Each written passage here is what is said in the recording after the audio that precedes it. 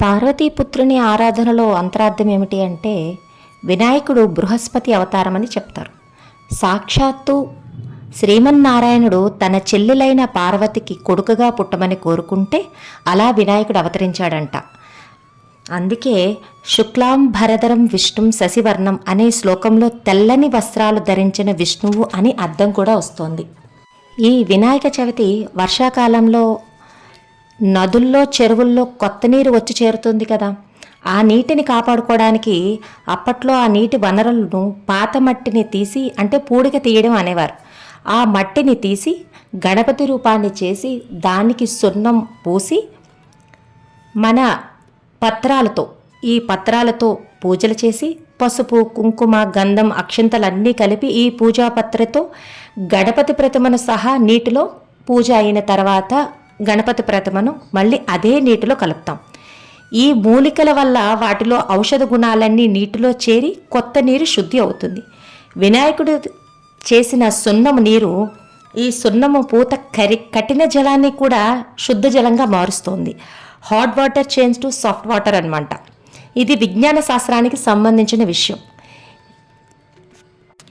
వేదాంతపరంగా చూస్తే సృష్టిలో ప్రతి జీవి మట్టిలో పుట్టి మట్టిలోనే కలిసిపోతుంది అనే విషయాన్ని మనకు ఈ పూజ తెలియజేస్తోంది.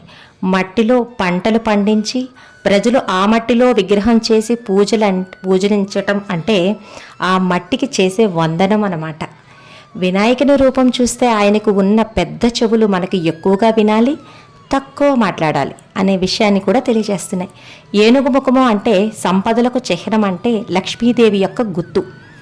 గజవదలను ఆరాధించటం వలన మనకు బల జ్ఞాన లౌకిక సంపదలు కూడా వస్తాయి.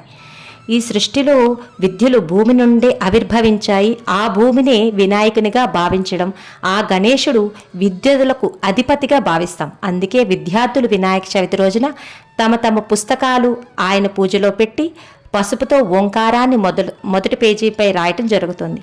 ఆయనకి చిహ్నమైన స్వస్తికిని కూడా రాస్తారు. అలా పూజించడం వల్ల సకల విద్యలు ప్రాప్తిస్తాయి అని ప్రజలు నమ్ముతారు. ఇంకో విషయం ఏంటంటే గణేశుని పూజలో విగ్రహాలను మట్టిలో తయారు చేస్తాం కదా. కొన్ని రోజులు పూజించిన తర్వాత నీటిలో నిమజ్జనం చేస్తాం. ఇక్కడ విగ్రహం తయారీ సృష్టి కదా, పూజించటం స్థితి, ఇక నిమజ్జనం లయం. ఇక్కడ ఈ ప్రక్రియలో సృష్టి స్థితి లయం ఈ మూడు ఉన్నాయి. ఈ ప్రక్రియ అంతా ప్రతి మనిషి జీవితంలో ఉంటుంది, ప్రతి జీవి జీవన క్రమంలో ఉంటుంది. ఈ విషయాన్ని అందరూ తెలుసుకొని అంతా ఇక్కడ వదిలివేసి వెళ్లాల్సిందే. ఒక్క మంచి చెడులు పాపపుణ్యాలు మాత్రమే మన వెంట వస్తాయి అని తెలుసుకొని ఒకరిని ఒకరు బాధ పెట్టకుండా బ్రతకాలి అని, ఈ జ్ఞానాన్ని అందరూ అలవర్చుకోవాలని మనవి. ధన్యవాదాలు.